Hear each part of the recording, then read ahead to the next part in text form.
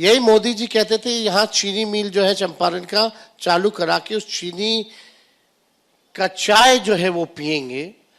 We are waiting कि कब पिएंगे। अगर प्रधानमंत्री जी अगले बार आए तो हम तो कहना चाहते हैं आप 11 साल प्रधानमंत्री रह के एक चीनी मिल नहीं चालू कर पाए। तेजस्वी 17 महीने रह के सीतामढ़ी का रीगा चीनी मिल चालू कराया। आइए उसका चाय पिलाते हैं हम आपको। ये 20 साल से ये सरकार थी, उनको यही नहीं पता था कि बिहार में आईटी पॉलिसी भी बनानी चाहिए, स्पोर्ट्स पॉलिसी भी बनानी चाहिए, टूरिज्म पॉलिसी भी बनानी चाहिए। कुछ नहीं पता था। ये तो हमारे 17 महीने में हम लोगों ने काम किया। 20 साल से इस सरकार को, नीतीश जी को, उनकी भूंजा पार्टी के लोगों को ये नहीं पता था कि शिक्षकों का रिक्त जो है पद जो है वो रिक्त है, उसको भरा जाए। हमने 5 लाख नौकरी दिया, 3 लाख नौकरी प्रक्रियाधीन कराई, 4.5 लाख नियोजित शिक्षकों को राजकीय कर्मी का दर्जा दिया गया। 50,000 करोड़ का निवेश हम लोग लेकर के आए, इन्वेस्टर मीट कराया। आपने कभी भी देखा नीतीश जी 20 साल में कहीं गए हो किसी के पास देश में या विदेश में बाहर कि निवेश लाया जाए? कोई प्रयास ही नहीं है, कोई विजन ही नहीं है ना, कोई रोड मैप नहीं है। आपने जो बात कही यही बात हमने आज प्रशांत किशोर जी के सामने रखी। तो उनका ये कहना था कि तेजस्वी जी अगर ये कहते हैं कि 5 लाख नौकरियां दी गई तो उसका प्रूफ क्या है, वो नाम कहां पे है, उसका एविडेंस कहां पर है, वो सार्वजनिक क्यों नहीं कर देते हैं? वो आरटीआई मंगा ले। गांधी मैदान गवा था, जहां पॉलिटिकल रैली होती है, ये सामने ठीक सामने जहां रैलियां होती थी पॉलिटिकल, वहां हमने नौकरी का मेला निकाला। और मेरा ही देखा देखी प्रधानमंत्री जी भी नियुक्ति पत्र बांटने लगे। तो आज कम से कम चलो क्रेडिट जिसको लेना हो लो, लेकिन तेजस्वी ने एक काम तो किया कि जहां भी चुनाव होता है या कोई भी राज्य सरकार हो या केंद्र सरकार हो, आज नौकरी की बात कर रहा है।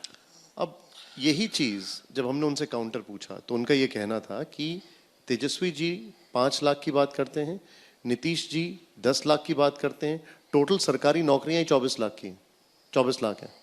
जो हमने किया है वो हम कह रहे हैं। नीतीश जी को तो पता ही नहीं वो क्या कह देते हैं, कब किसको क्या कह देते हैं, कुछ पता ही नहीं है उनको। क्यों? तो देखिए, अब देखिए उम्र का पड़ाव है, हम छोटे हैं, इस पे हमको टिप्पा टिप्पणी ठीक नहीं लगता। जो लोग सवाल उठा रहे वही लोग करते रहें, उन लोगों को शोभा लगता है और लोग सोचते हैं कि उनका अधिकार है। लेकिन नीतीश कुमार जी 20 साल रह करके थक चुके हैं। नहीं, लेकिन देखिए आप, और एक उम्र का असर होता है इस पे, कोई टिप्पा आप बहुत ग्रेसफुली जो कह रहे हैं, लेकिन मैं आपसे जानना चाहूंगा कि आपको लगता है नीतीश जी अस्वस्थ हैं? उम्र का असर तो दिख रहा है। आप लोग अगर आकलन करें तो ज्यादा बेहतर होगा। हम तो ऑपोजिशन में कुछ भी कहेंगे, आप बोलिएगा ऑपोजिशन में, इसलिए कह रहा। आप जनता से पूछ लीजिए बिहार की जनता क्या समझती है। हमसे तो मुलाकात नहीं हो पाई, लेकिन आप ज्यादा मुलाकात करते हैं, नहीं, मुलाकात करने का यही तो फर्क है ना, क्यों नहीं मुलाकात होती है? सदन में आपसे तो मिलते होंगे? अभी कहाँ मुलाकात होती है, आते हैं सामने बैठे रहते हैं, मेरे भाषण के समय तो गायब रहते हैं। आप उठा के देख लीजिए, बजट सत्र था, जब भी मेरा भाषण हुआ है वो आए नहीं, मेरा भाषण जैसे खत्म हो वैसे आ जाते थे।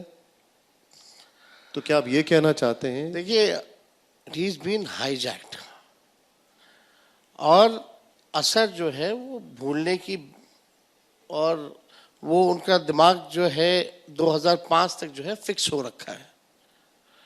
एक ही बात हर जगह कहते हैं कि 2005 से पहले कुछ था जी, महिला कपड़ा पहनती थी 2005 से पहले। 2005 के बारे में, अपना 20 साल के बारे में कुछ नहीं बता पा रही हैं। ये आप जो बोल रहे हैं, आपने एक बात भी है, अगर नीतीश कुमार जी अपने दोनों डिप्टी सीएम का नाम भी बता दें रैंडमली, अगर आप पूछिएगा तो नहीं बता पाएंगे। कैबिनेट की तो दूर की बात है। ये कब से आपने देखा उनके अंदर? ये अभी कुछ दिन पहले से है या? अब तो हम ही नहीं देख रहे, सारा देश देख रहा है। नहीं, लेकिन 1.5 साल पहले तक तो वो आप ही के साथ थे, मैं इसलिए सब मीडिया से इंटरेक्ट करते थे। तो क्या ये एकदम से ट्रांजिशन आया? अब तो मीडिया से भी इंटरेक्ट नहीं कर रहे हैं। आप देखिएगा, हम थे तो हमको ही ना कहते थे कि अब तो तुम ही को ना देखना है, अब तो तुम ही को आगे बढ़ा रहे हैं। मतलब बाइट भी दिया करते थे नीतीश जी कहीं भी कोई कार्यक्रम में, अब तो मीडिया से इतनी दूरी बना ली है। तो आपके अनुसार अब नीतीश के बाद कौन? आपके अनुसार नीतीश के बाद कौन अब? हम बनेंगे।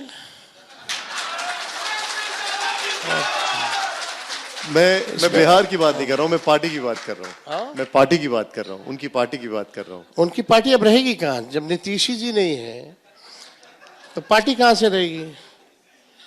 पार्टी की स्थिति देख लीजिए, आप समझ जाइए। जो उनके वर्किंग प्रेसिडेंट जो हैं संजय झा जी, वो अरुण जी जेटली जी के साथ थे, वो उनके कोटा से आए थे जदयू में। आप जिनका नाम ले रहे थे वो अमित शाह जी के कोटे से आए थे, पार्टी में राष्ट्रीय उपाध्यक्ष बने। और इससे पहले जो इंटरव्यू दे रहे थे यहाँ के मंत्री जी बैकडोर वाले, उनके दामाद जो आरएसएस कोटा से आए हैं अभी आयोग में। तो जब अमित शाह जी का कोटा चल रहा है उस पार्टी में, जब अरुण जेटली जी का कोटा चलता है, जब आरएसएस का कोटा चलता है, तो जदयू तो एक केवल बीजेपी का प्रकोष्ठ बन करके रह गया। मैंने उनसे यही सवाल पूछा, अशोक जी से, यहाँ पर आए हुए थे, कि तेजस्वी जी सवाल पूछते हैं और जेडीयू रहेगी या नहीं रहेगी, तो उनका ये कहना है कि तेजस्वी जी मुंगेरी लाल के हसीन सपने देखते हैं। अच्छी बात है, हसीन नहीं देखते हैं ना।